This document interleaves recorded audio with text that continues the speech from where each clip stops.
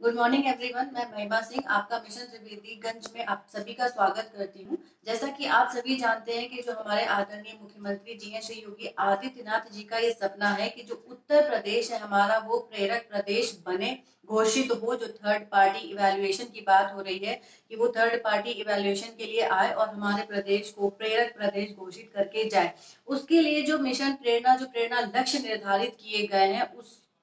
हमें उसी तरह से फॉलो अप में लाना है जिस तरह से हमें सूची में प्राप्त हुआ है। तो इस लक्ष्य को हासिल करने के लिए हमारे ब्लॉक के जो हमारे बीईओ सर हैं मिस्टर संजय शुक्ला सर जी, उनका बहुत बहुत हम लोग धन्यवाद देना चाहते हैं कि उनके निर्देशन में सारे ही काम सुचारू रूप से चल रहे हैं और उम्मीद है कि हम लोग अपने ब्लॉक को प्रेरक ब्लॉक बनाने में कामयाबी हासिल करेंगे। तो इसी क्रम में एक छोटा सा वीडियो हम आपको ये बताने के लिए लाए हैं कि जब बच्चा 6 साल की उम्र में हमारे पास भेजा जाता है तो वो बहुत ही छोटी उम्र का होता है, उसे किसी भी बात का ज्ञान नहीं होता है।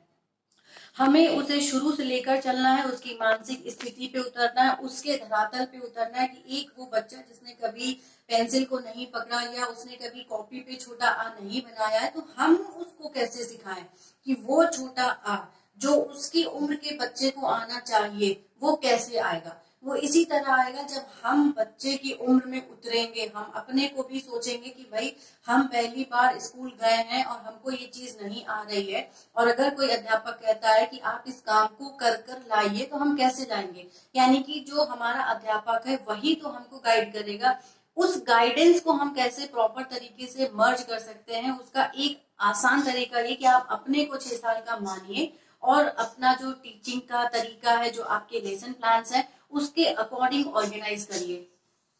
छोटा सा टॉपिक हम आज आपके सामने लेकर आए कि हिंदी में सबसे पहले हम लोग बच्चे से ये कहना शुरू करते हैं कि बेटा छोटा आ लिख के आओ, बड़ा आ लिख के ले आओ, छोटी ई ले आओ, बड़ी ई ले आओ, या हमने कायदा कॉपी पे लिख दिया और बोला कि नीचे तक उतार के ले आओ और हम फिर उसको बोलते हैं कि ये छोटा है लिख लाओ, ये बड़ा है लिखो। लेकिन क्या हमने कभी ये सोचा कि वो छोटा आ जो हमारे लिए बहुत छोटा है लेकिन शायद उस बच्चे के लिए बहुत बड़ा है, क्योंकि उसको ये पता ही नहीं है कि ये जो लाइन से कैसे ड्रॉ होंगी, कौन सी लाइन किधर ले जानी है, क्या करें कैसे करें। तो वो नेचुरली क्या करता है कि चुपचाप बैठ के कुछ और गोदने लगता है बजाय छोटा आके। तो बेटर ये है कि हम जब भी बच्चे को कुछ पढ़ाएं चीजों को टुकड़ों टुकड़ों में बांट लेते हैं, एकदम से ना थोपे, धीरे धीरे समझाने की कोशिश करें, क्योंकि हमारे पास जो वर्किंग आवर्स होते हैं, जो वर्किंग डेज होते हैं पूरे साल में बहुत ज्यादा होते हैं। तो बात करते हैं हिंदी वर्णमाला की,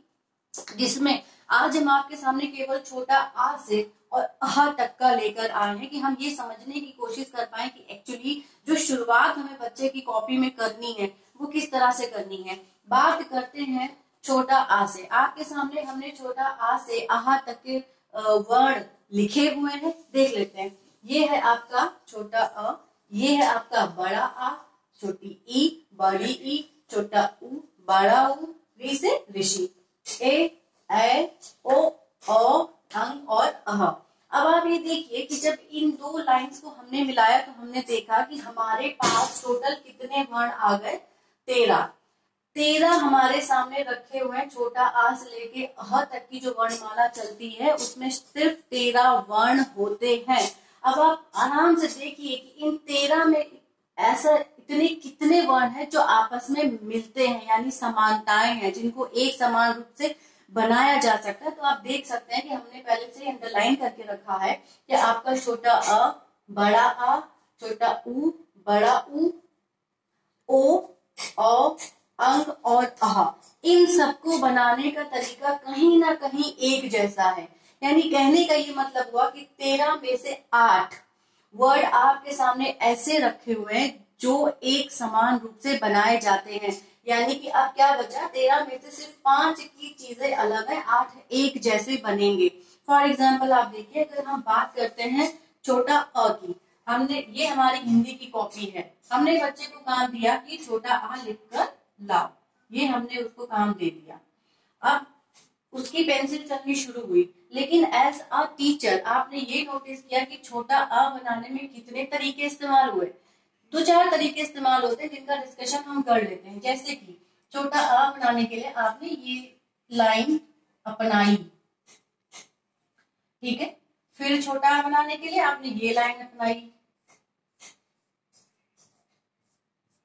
ठीक है, फिर छोटा आ बनाने के लिए आपको ये लाइन खींचनी पड़ी,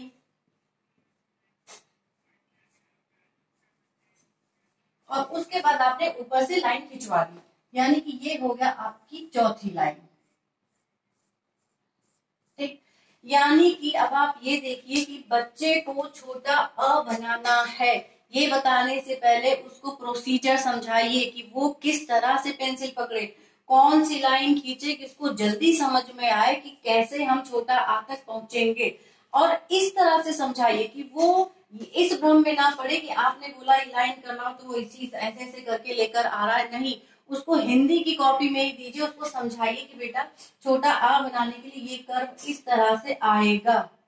उसके बाद ये लाइन इस तरह से जाएगी, फिर ये लाइन इस तरह से जाएगी, और उसके बाद इस लाइन को हम इस तरह से कर देंगे। यानी मेरे कहने का बस इतना सा मतलब है कि इन आकृतियों का, इन आकारों का ज्ञान भी बच्चे को पहले से सिखाना है हमें, ना कि ये कह देना है कि ये छोटा अ है और इसको जाओ कॉपी में लिखकर चले आओ, नहीं, आप उसको समझाइए कि इन चीजों का इस्तेमाल करके हम अच्छे से लिख सकते हैं, समझ सकते हैं। ठीक है, उसके बाद जब ये आकृति समझ गया तो वो अपने आप ही समझ जाएगा कि इसका इस्तेमाल किस तरह से करना है। तो ये छोटा अ से अहा तक जाने के लिए आपने ये देखा कि हमारे पास 8 वर्ड ऐसे हैं जिनको हम एक तरीके से बना सकते हैं। बस पहले क्या करना है, बच्चों को आप आकृतियां सिखाएं ताकि वो ये समझ पाए कि जो पहला दिन हमारा स्कूल का था वो बहुत अच्छा था, क्योंकि हम गए, हमने आकृतियां बनाई, उनको कलर किया, और कलर करके एक फन लर्निंग के रूप में हम घर वापस आ गए। ठीक है, उसके जो बचे हुए 5 हैं वो हम आपको अगले वीडियो में बताएंगे। फिलहाल के लिए ये जो 4 आकृतियों का विवरण यहाँ किया गया है कि इन चारों को आपको बच्चों को देना है, फिर उन्हें कलर भी दे देना ताकि थोड़ा सा जॉयफुल हो जाए कि हाँ इन लाइन्स को ड्रॉ करेंगे फिर उनको कलर कर देंगे। ठीक है, तब तक के लिए बाय। लेकिन आप इन आकार प्रकार या कुछ इस तरीके के लेसन प्लान्स को डेवलप करें जो बच्चे के मानसिक लेवल से मैच करते हों।